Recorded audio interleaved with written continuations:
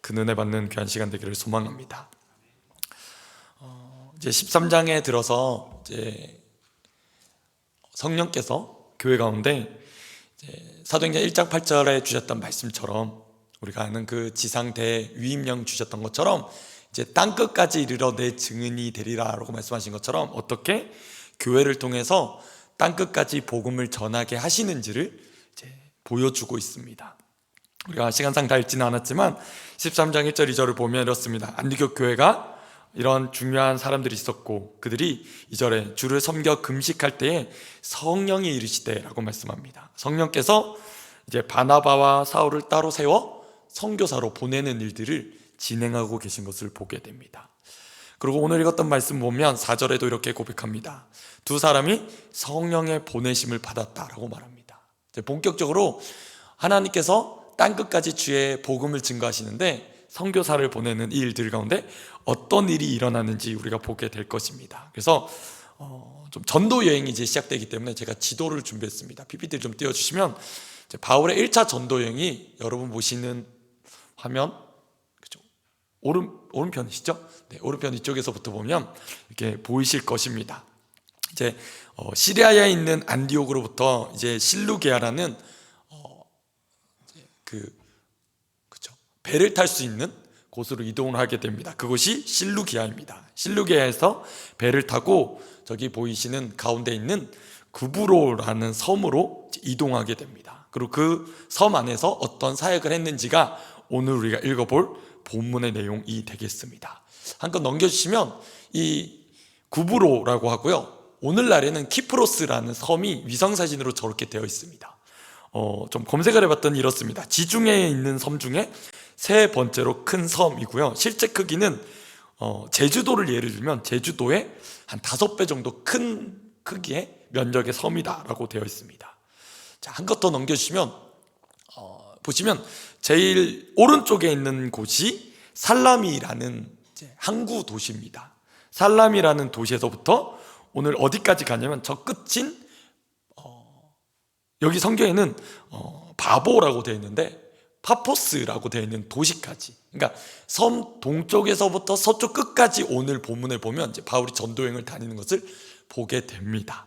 네, 이제 지도는 여러분이 얼마든지 인터넷에 검색하시면 자세한 내용들을 보실 수 있으니까 지도를 보시면서 이렇게 전도여행을 따라오시면 바울이 이렇게 이동했구나라는 것을 좀 더 입체적으로 보시게 될 수 있을 것 같습니다. 네, 자, 오늘 보시면 두 사람이, 바나바와 바울이 성령의 보내심을 받아서 이제 전도 여행을 시작하는 것을 보게 됩니다.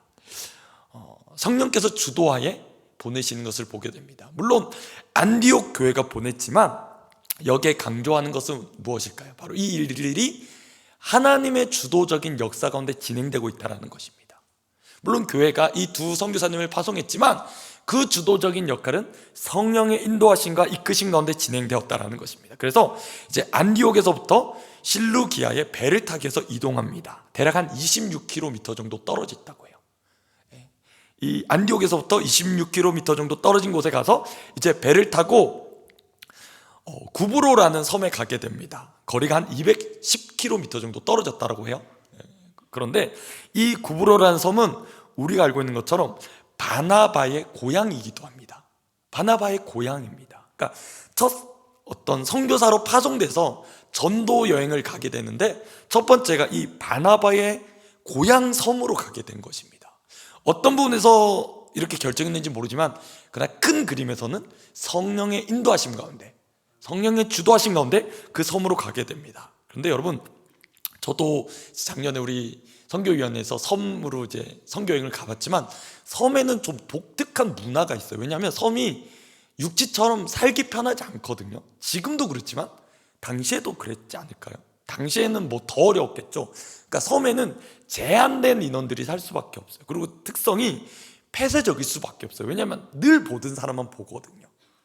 뭐 오늘날도 그렇겠지만 그 옛날을 생각해 본다면 섬에는 제한되어 있는 사람과 함께 특성이 폐쇄적이라는 것입니다. 그런데 생각해 보면 성령의 인도하심을 받아서 첫 선교지, 어떻게 보면 첫 사역지를 떠나는 것이 섬이었다라는 거예요. 물론 바나바의 고향이고 또 동행하는 이 요한, 마가 요한이라는 마가의 고향이기도 하겠지만, 그러나 그 지역이 여러분 쉽지 않다라는 것이에요. 자, 성령의 인도하심을 받아서 교회가 순종하여서 선교사를 보냈습니다. 이 선교사들도 성령의 인도하심을 받아 순종함으로 사역지를 나가는데 쉬운 사역이 아니라는 거예요. 사람들의 마음이 닫혀 있습니다. 자, 어느 정도냐? 5절입니다. 살라미에 이르러. 자, 우리가 지도로 봤던 것을 잘 기억해 보시면 섬 동쪽입니다. 항구에 이르렀습니다. 살라미에 이르러서 하나님의 말씀을 유대인의 여러 회당에 전했습니다. 그리고 마가 요한을 수행원으로 두었다고 말합니다. 그리고 6절을 보시면 한 섬 가운데로 지나서 바보에 이르렀다 말합니다. 자, 여러분 한 절로 되어 있으니까 별로 아닌가 보다 생각되시지만 지도를 생각해 보시면 동쪽 끝에서부터 서쪽 끝까지 지금 생각하면 간 거예요. 이 거리가 대략 180km 정도 된다라고 해요. 여러분 보십시오. 성령의 인도하심을 따라서 성령의 인도하심을 따라 갔습니다. 동쪽 끝인 이 살람이라는 항구에서부터, 이 도시에서부터 시작해서 하나님의 말씀을 유대인의 회당과 또 이방인들에게 전했겠죠. 어느 정도의 거리를 갔다고요? 섬을 가로질러서 서쪽 끝까지 간 거예요. 여러분 180km를 사역했습니다. 물론 어느 정도로 얼마나 촘촘하게 사역했는지는 모르겠지만 적어도 이들이 물리적으로 걸은 거리가 180km였어요. 그러면 여러분 한번 생각해 봅시다. 하나님의 인도하심을 받은 초임 선교사가 여러분 얼마나 열정이 있을까요? 그렇잖아요. 초임 선교사잖아요. 첫 선교 여행을 떠났단 말이에요. 얼마나 불붙는 열심과 열정과 또 하나님의 말씀에 순종하는 마음으로 그들이 복음을 전하고 사역을 했을까요? 근데 여기까지 올 동안 회심한 사람이 있습니까? 없습니까? 충격적이게도 없어요. 그럼 지금 바울이 전도 여행을 했거든요. 바나바와 함께, 마가 요한과 함께, 또 누구와 함께 전도 여행을 하고 있습니다. 복음을 여러분 대충 전했을까요? 아닐 겁니다. 정말 목숨 걸고 복음 전했을 겁니다. 그런데 보십시오.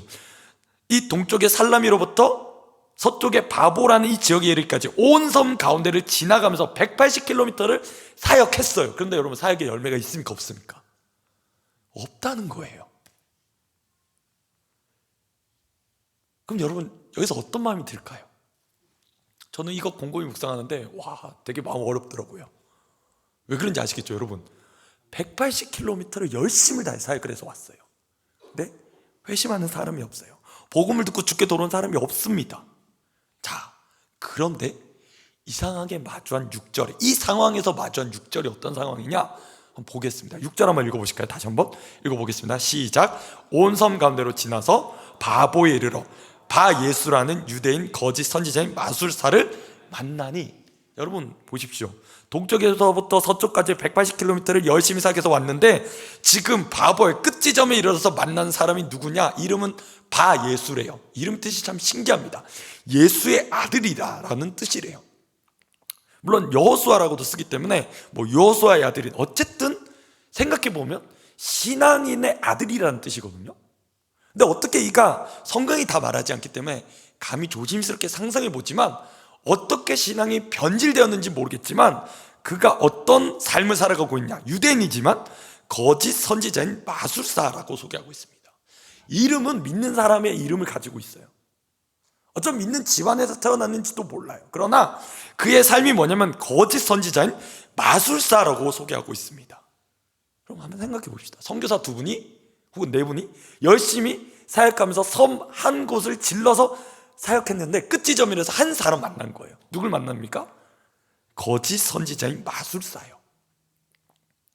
어쩌면 회의감 될지도 모르겠습니다. 아니 주님, 우리가 지금 우리 혈기와 우리 욕심으로 사역한 것도 아니고 성령의 충만해서 성령의 인도하심을 받아서 이 섬에 왔고 그렇게 사역했습니다. 여러분 바나바 입장에서는 자기 고향 섬에서 사역하고 있는 거거든요. 고향에 가서 사역을 하는 거예요, 바나바는 지금. 근데 고향 사람들이 회심합니까? 안 합니까? 안 하는 거예요. 얼마나 속이 상할까요? 그런데 그래서 만나게 된 한 사람이 누굽니까? 유대인 거짓 선지자 바 예수라는 이 한 사람이에요. 자, 그 한 사람 만났습니다. 그러면 이 사람이 뭔가 기미가 있느냐, 죽게 돌아올 기미가 있느냐? 여러분 전혀 없습니다. 문제는 이게 더 마음이 힘들다는 거예요. 기미가 안 보이는 거예요. 뭔가 조금의 변화의 여건들이 있어 보이면 사람이 기대를 할 수 있겠죠. 그런데 그런 게 전혀 없는 겁니다. 7절입니다. 그가 누굽니까? 바예수라는 이 사람이요. 이 사람은 유대인이에요. 그러나 어떻게 취합니까? 총독 서기오 바울과 함께 있으니, 이 사람은 총독 서기오 바울은 이방인입니다. 유대인이 지금 이방인에게 어떻게 하느냐? 서기오 바울은 지혜가 있는 사람입니다. 바나바와 사울을 불러서 하나님의 말씀을 듣고자 하였습니다. 그러나 이 마술사, 엘루마라고 하는 이 마술사, 그가 그들을 대적하여 총독으로 믿지 못하게 힘쓴다라고 말합니다. 자, 유대인인 바나바, 바울이 지금 복음을 전하고 있습니다. 어쩌면 도와줘야 될 이 사람이 오히려 회방하고 있습니다. 오히려 대적하고 있습니다. 어쩌면 그의 정체성에 맞게 그는 거짓 선지자인 마술사이기 때문에 복음을 대적합니다. 여기서 대적했다는 이 말을 보면 시제가요, 그냥 한 번 대적했다라는 게 아니에요. 지속적으로, 의도적으로, 능동적으로라는 의미를 담고 있어요. 그러니까 그가 마음에 결심을 한 거예요. 뭐라고? 절대 이 서기오 바울, 이 총독이 예수 믿지 못하게, 복음 듣지 못하게 나는 힘을 다해 대적하리라는 거예요. 그럼 이 상황을 보고 있다고 생각해 보십시오. 그렇게 성령에 충만해서 사역하고 있는데 보여지는 현실은 뭐냐면 복음을 거스르는 사람이 있는 거예요. 예수를 믿지 못하게 거절하고 있다는 겁니다. 이 총독은 어쩌면 지금 마음이 좀 열렸는지도 몰라요. 조금 마음이 열려서 이 사람들을 불러서 복음을 듣고 싶어 합니다. 하나님의 말씀을 듣고자 합니다. 그런데 어떤 상황인 겁니까? 옆에서 계속 방해하는 거예요. 옆에서 계속 방해합니다. 그 상황 가운데 어떻게 합니까? 바울이라는 사울이 성령이 충만하여 그를 주목하여 이릅니다. 모든 거짓과 악행이 가득한 자요, 마귀의 자식이요, 모든 이의 원수요, 주의 바른 길을 굳게 하기를 그치지 아니하는 이 자를 경고합니다. 여러분 보십시오. 지금 놀랍게도 성경 기자는 지금 3명을 서수라고 했습니다. 총독 서기오 바울이라는 사람 뿐만 아니라 바예수라는 이 사람, 그리고 바울이라는 이 사울을 서수라고 했습니다. 여러분, 저는 이 장면을 곰곰이 생각해 보는데 이게 성경에 나타난 장면뿐만 아니라 오늘날 살아가고 있는 우리의 모습이기도 합니다. 뭘까요? 예수를 믿고 있는 교회된 저와 여러분이요. 예수를 믿고 있는 저와 여러분이요. 오늘도 저희 교회에서 수요 전도 특공대가 거리에 전도로 나가신 것을 보았습니다. 예수를 믿고 복음을 전하는 이들이 있습니다. 자, 그런데 또 어떤 이들이 있을까요? 그 얘기를 듣고 관심을 가지는, 혹은 주님이 예배하신 영혼들이 있을 수 있습니다. 근데 또 어떤 이들이 있을까요? 그 복음을 거스르는 이도 있습니다. 함께 공존합니다. 함께 살아가고 있습니다. 그런데 저와 여러분은 어떨까요? 어쩌면 복음 전하는 우리 입장에 있어서 상황이 이러면 생각해 보시죠. 180km를 사역을 하며 왔다는 거예요. 그냥 걸어도 힘들 텐데 사역을 했거든요. 근데 열매는 하나도 없어요. 그런데 지금 만난 한 사람, 복음을 거스르는 사람, 혹은 옆에서 복음 듣고 관심을 보이고 있는데 계속 그 사람이 방해하고 있는 이 상황. 근데 어떻습니까? 바울은 성령이 충만하였다고 말합니다. 이 부분이요. 바울은 거기서 포기하지 않습니다. 바울은 여기서 체념하지 않습니다. 복음이 충만해서 어쩌면 가장 거스른 이것을 예수 이름으로 대적하는 것을 보게 됩니다. 그가 주목하였다고 말합니다. 그러면서 이 바예수의 정체성, 어쩌면 이 사람이 원래 삶은 그렇지 않아야 되는데도 불구하고 지금 어떻습니까? 그의 정체성을 말합니다. 모든 거짓과 악행이 가득하고 너는 마귀의 자식이다. 모든 의의 원수며 주의 바른 길을 굳게 하는 자다. 여러분 보십시오. 바예수, 어쩌면 이름의 뜻은 너무 좋아요. 예수의 아들, 혹은 우리로 해석해본다면 믿는 자의 자녀인지도 몰라요. 그런데 바울이 말하는 말이 뭡니까? 너는 지금 마귀의 자녀다. 어둠에 매여 있다. 넌 지금 복음을 거스리는, 하나님을 거스르는 삶을 살고 있다. 그리고 11절에 이렇게 말합니다. 한번 읽어보실까요? 11절입니다. 보라, 이제 주의 손이 내 위에 있으니 내가 맹인이 되어 얼마 동안 해를 보지 못하리라 하니 즉시 내 어둠이 그를 덮어 인도할 사람을 두루 구하는지라. 그럼 보십시오. 바울이 그 말을 하자 능력이 임하게 됩니다. 여러분, 지금도 선교지에는 정말 이런 일들이 있습니다. 왜일까요? 어쩌면 정말 딱 보여줘야 돼요. 어쩌면 의료가 닿지 않는, 교육이 닿지 않는 그 황무한 곳에서는 정말 복음의 능력, 절대적인 그 능력, 예수 이름의 능력이 드러날 때 사람들이 그것을 통해 돌아오기도 합니다. 그래서 정말 죽은 자들이 살아나는 일도 있다고 합니다. 그러나 중요한 것은 무엇입니까? 이 거스르는 일을 향해 바울이 이렇게 선언합니다. 이제 주의 손이 내 위에 있으니 내가 맹인이 되어 얼마 동안 해를 보지 못할 거다. 그리고 즉시로 하나님의 능력이 임하게 됩니다. 그에게 안개와 어둠이라는, 즉 눈을 못 보이게 하는 장애를 경험하게 됩니다. 그리고 그가 그 어둠 가운데 사로잡혀서 인도할 사람을 계속적으로 찾고 구하게 됩니다. 그런데 여기서 저는 이 말씀을 곰곰이 묵상하다가 깨닫게 된 하나님의 마음이 있었습니다. 보세요, 지금 복음을 거슬러요. 예수 믿을 것 같은 이 총독 서기오 바울을 거슬러서 지금 계속적으로 복음을 방해하는 이가 있습니다. 그런데 바울이 했던 이 말이요, 네가 맹인이 될 건데 얼마 동안이라고 말해요. 영원히라고 말하지 않았어요. 네가 지금 복음을 거스르네, 너 절대 예수 못 믿어 라고 재앙을 선포한 게 아니라, 곰곰이 보시면 이 안에서도 주의 사랑의 마음을 담고 있습니다. 뭡니까? 얼마 동안이라는 거예요. 뭘 얘기하는 걸까요? 네가 이 재앙을 경험할 거지만 너가 깨닫고 돌이켰으면 좋겠다는 겁니다. 여러분, 이해가 되십니까? 바울 입장에서 얼마나 애가 탈까요? 바나바 입장에서 얼마나 속이 상할까요? 그런데 이 바예수를 향한 하나님 아버지의 마음도 뭐냐면 지금 복음을 거슬러요. 그가 그래서 이 복음을 거스르는 것 때문에 재앙을 당할 수도 있습니다. 그래서 즉시 안개 어둠이 그에게 닥친 것도 있습니다. 그런데 눈여겨볼 것은 뭐냐면 얼마 동안이다라는 거예요. 뭘 담고 있습니까? 이 사람도 비록 지금 이럴지 몰라도 회개하고 돌이켰으면 좋겠다는 거예요. 주를 믿었으면 좋겠다는 거예요. 너 여기서 돌이켜서 너도 다시 네 이름대로 어쩌면 믿는 자의 삶으로 돌이켰으면 좋겠다는 마음이 담겨 있는 겁니다. 그리고 놀라운 일이 뭡니까? 이 능력 행하는 것을 보고 12절 총독이 그 보고 믿으며 주의 가르침을 놀랍게 여기는 일이 일어나게 됩니다. 여러분 보십시오. 우리는 빛된 삶을 살아가고 있습니다. 저와 여러분은 하나님의 부르심을 받아 하나님의 자녀인 줄 믿습니다. 우리 복음 오늘도 거리에서 전했습니다. 혹은 가족들에게 우리가 새생명 전도 축제를 두고 전하는, 복음을 전하는 이 일을 하고 있는 줄 믿습니다. 그런데 두 가지 반응, 여기에 하나님 예배하신 때가 되어서 관심을 보이고 마음이 열려질 것 같은 사람도 있습니다. 또 한편은 어떨까요? 아직 마음이 열려지지 않은, 복음을 거스르는 이도 있습니다. 그럼 우리는 어떤 반응을 보이게 될까요? 복음을 전하는 우리의 입장은 어떨까요?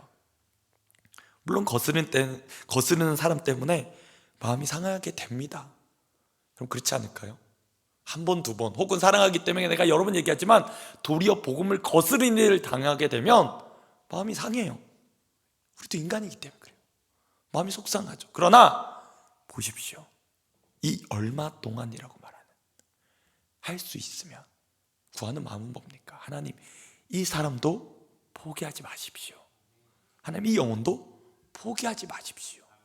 그래서 하나님, 이 사람도 주님께로 돌아왔으면 좋겠습니다.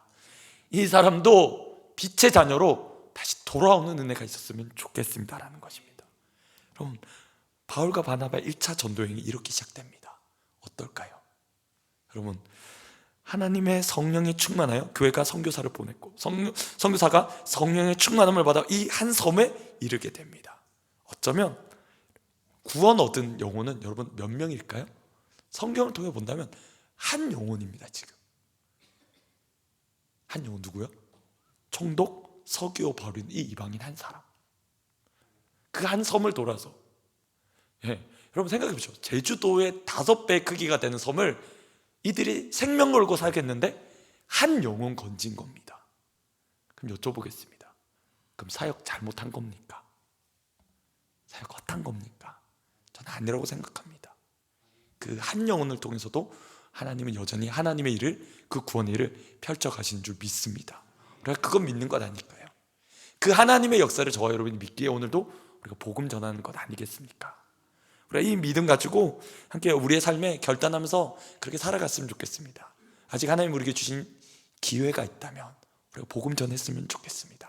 듣든지 아니 듣든지 우리가 전할 것이 정말 영혼의 구원함이라면 다시 한번 우리가 용기 내어서 복음 전하는 이 삶을 결단했으면 좋겠습니다.